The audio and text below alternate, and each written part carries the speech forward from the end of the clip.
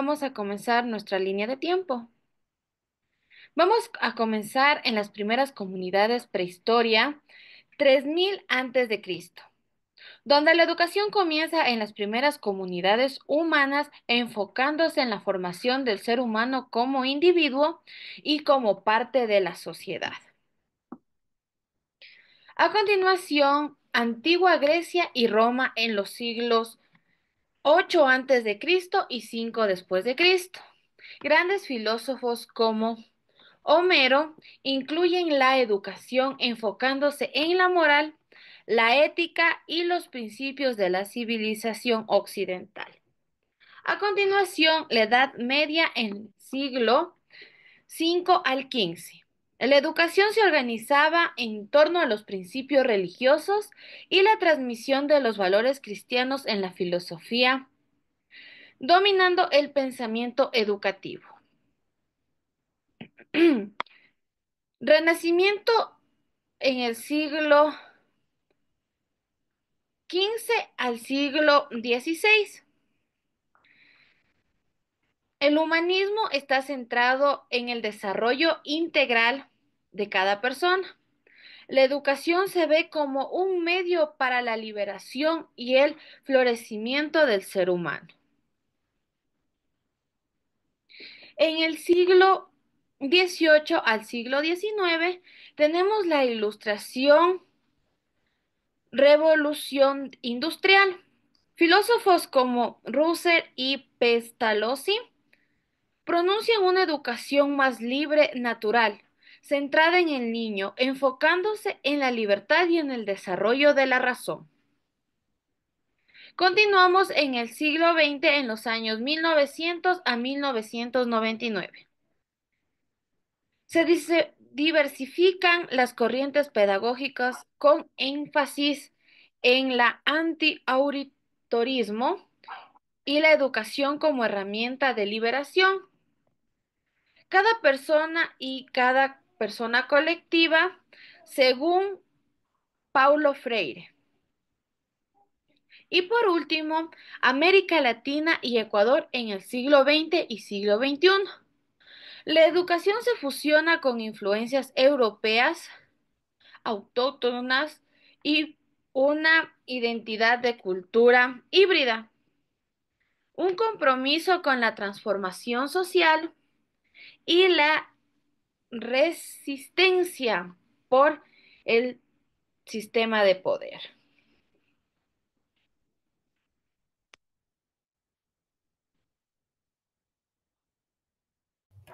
Muy buenas tardes, mi nombre es Eduardo Vargas y voy a presentar tres temas importantes. El primero, Platón y el diálogo.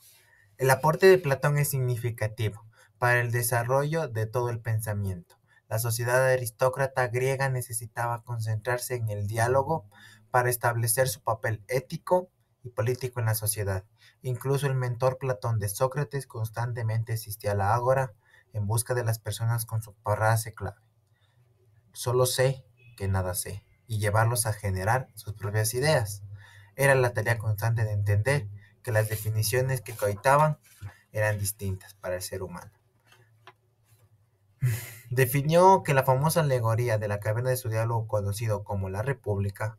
Platón descubrió que las antiguas tradiciones de formación homérica desde las epopeyas que se contaban no eran suficientes para definir a un ciudadano libre y con ideas propias.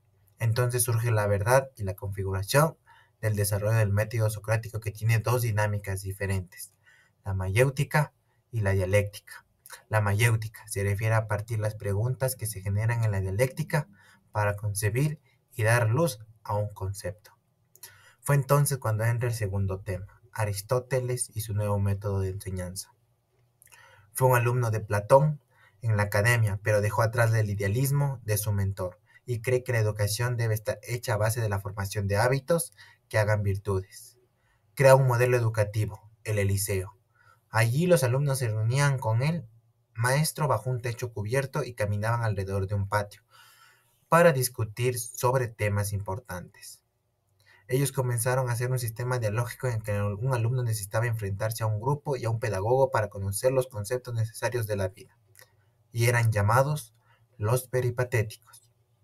Los temas importantes eran la prudencia, la forma de tomar decisiones adecuadas, el ideal, ser convertirse en sabio y de poderse convertir en políticos sabios.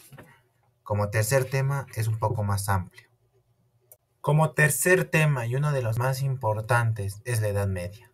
Esta etapa es clave en los aportes en la filosofía de la educación. La institución más poderosa es la Iglesia Católica y controla la producción de arte y pensamiento en aquellas épocas. Por un lado, la configuración del mundo feudal es un modelo económico, político y social que establecía clases sociales diferenciadas en las que la educación como tal no llegaba a todos. Solo accedían las costas nobles y los cleros. Es importante mencionar los monasterios eran centros de acumulación de conocimiento y de arte para la sociedad de las construcciones y por otro lado la Edad Media es clave tanto en el momento fundacional de las universidades.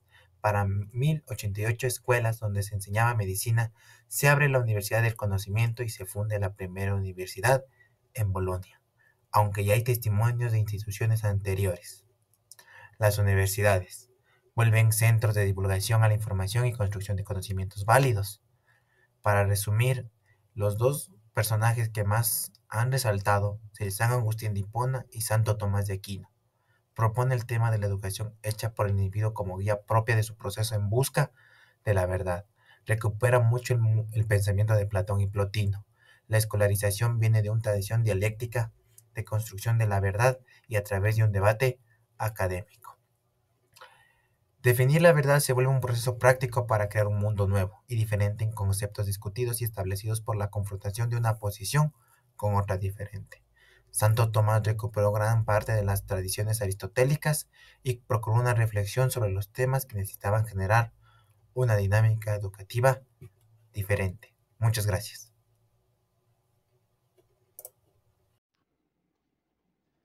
Desde tiempos inmemoriales, la educación ha sido el reflejo del mundo en el que se desarrolla, una imagen de lo que creemos justo, de lo que consideramos correcto y de lo que esperamos del futuro.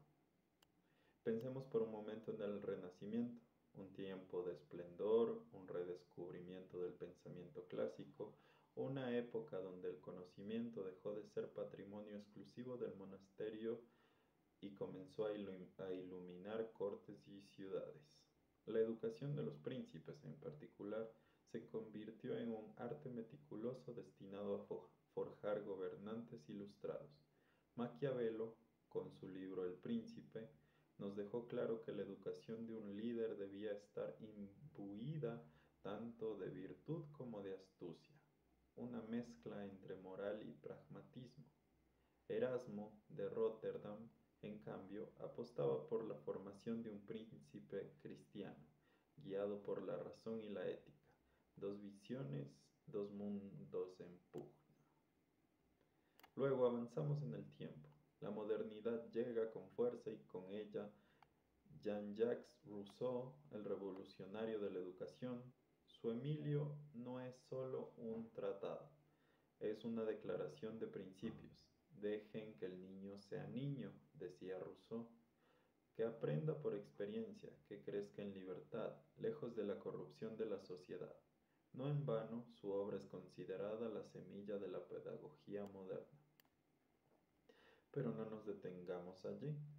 Sigamos avanzando, desde la modernidad hasta nuestros días. La educación ha sufrido transformaciones, crisis, revoluciones. La industrialización la convirtió en un sistema uniforme diseñado para producir ciudadanos funcionales. La posmodernidad la fragmentó, cuestionó sus fundamentos, denunció su papel en la reproducción de desigualdades y hoy aquí estamos, en la era digital, donde la educación se enfrenta a nuevos desafíos, la inteligencia artificial, la virtualidad, el acceso desigual al conocimiento. Nos preguntamos entonces, ¿hemos avanzado o simplemente hemos cambiado de cadenas? ¿Qué queda del príncipe renacentista en los líderes de hoy? ¿Qué sobrevive del Emilio en las aulas modernas? Tal vez la educación sea siempre un reflejo de nuestras aspiraciones y nuestros miedos, un campo de batalla entre lo viejo y lo nuevo, entre el control y la libertad. Filosofía y educación. Jean-Paul Sartre y el existencialismo. Definió la libertad y la responsabilidad individual. Su obra El ser y la nada en 1943 estableció que la existencia procede a la esencia, es decir, que el ser humano no tiene una naturaleza fija, sino que se define a través de sus elecciones.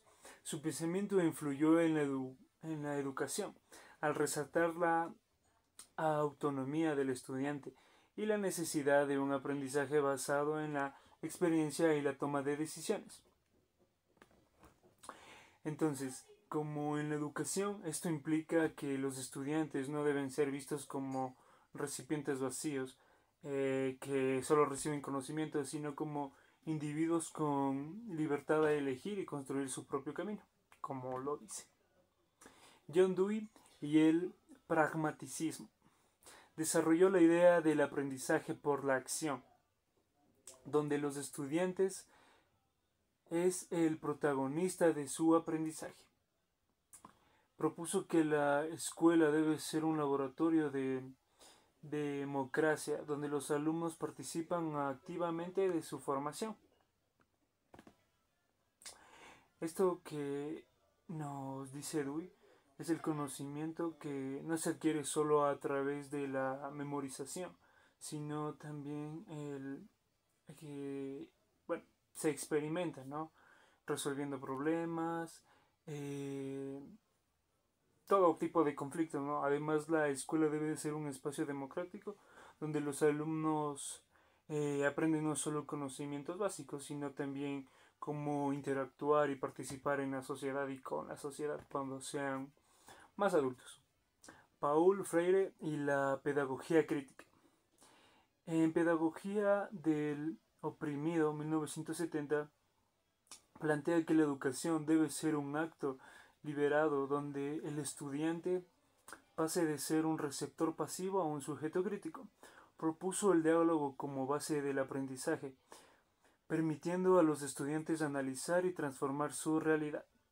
Criticó la educación bancaria, en la que los maestros depositan conocimientos sin fomentar el pensamiento crítico.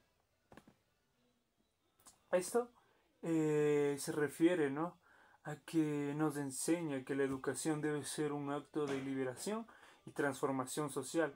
La educación no solo es aprender contenidos, eh, dar clases y todo eso, sino desarrollar, ¿no?, una conciencia crítica para los estudiantes, que permita a los estudiantes analizar y cambiar su realidad crítica.